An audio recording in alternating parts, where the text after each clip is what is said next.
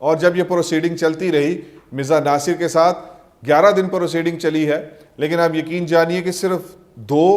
دنوں کی پروسیڈنگ کے بعد جو عوام ہے، یعنی جو ممبران اسمبلی ہے، نہ وہ حافظ ہے، نہ عالم ہے، نہ وہ بہت بڑے کوئی مفتی ہے، لیکن ان کے الفاظ کیا ہے، میں ان 3000 پیجز میں سے آپ کے سامنے چند الفاظ پیش کرتا ہوں۔ ایک ممبر اسمبلی نے کہا، چیئرمین صاحب آپ کیوں مرزا ناصر کو یہ کھلی چھوٹ دے رہے ہیں؟ آپ دیکھ نہیں رہے وہ حوالہ جات میں ہیرا پھیری کر رہا ہے۔ تو بھائی قادیانی یہ شور مچاتے ہیں کہ اس کاروائی میں سے یہ لائنیں کیوں نہیں بیان کی جاتی، مسلمان یہ باتیں کیوں نہیں بیان کرتے، فلاں ممبر اسمبلی نے یہ کہا تھا، یہ اقتباس تو کبھی مسلمانوں نے پیش نہیں کیا۔ تو ہم بھی آج ان سے یہ درخواست کرتے ہیں کہ یہ اقتباس آپ بھی تو پیش نہیں کر رہے، آپ بھی تو اس کو پڑھ لیجئے اور پیش کیجئے۔ اور ممبران اسمبلی بار بار یہ شکایت کرتے رہے ان 11 دنوں میں کہ مرزا ناصر سوال مکمل ہی نہیں ہونے دیتا اور اپنی چیزیں شروع کر دیتا ہے۔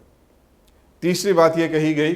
کہ توہین والے حوالے کے جواب میں صاف عبارت پیش کرتا ہے۔ خیر، جو مرزائیوں کے ساتھ مناظرہ کرتے ہیں وہ اس بات کو خوب جانتے ہیں کہ مرزے کی جب کوئی گستاخی یا کوئی توہین پیش کی جاتی ہے تو اس کے مقابلے میں وہ اس کی صاف عبارت پیش کر دیتے ہیں۔ تو یہ اتنا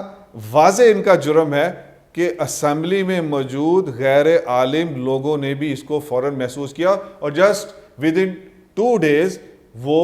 یہ اعتراض چیئرمین صاحب کے پاس پیش کرنا شروع ہو گئے۔ لیکن اٹارنی جنرل صاحب نے یہاں بہت عقل مندی کی تھی اور انہوں نے یہ کہا تھا کہ چھوڑ دیں، اس کو چھوڑ دیں، مرزا ناصر کو بھاگنے دیں، یہ جتنا بھاگ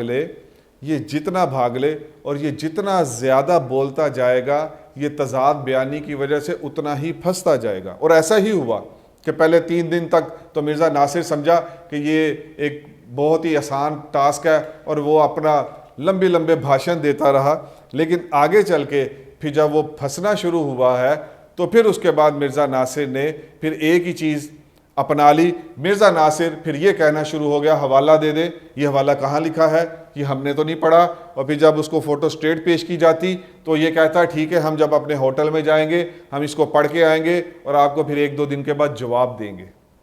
تو پہلے 2 دن وہ سمجھا کہ یہ بیڈ آف روزز ہے اور میں بہت آسانی سے اپنے ایک پلان کے مطابق وہ تعویلیں کر کے چلتا جاؤں گا، لیکن وہ آگے چل کے پھر اس کے لیے ایک خاردار راہ ثابت ہوئی۔ ممبران اسمبلی نے انہوں نے کہا یہ اپنے آباء و اجداد کے حوالوں کو بدل دیتا ہے۔ اب یہ کوئی عالم نہیں کہہ رہا، یہ پوائنٹ ذہن میں رہے۔ اگلا پوائنٹ کیا کہا، تعویلیں بڑی لمبی کرتا ہے۔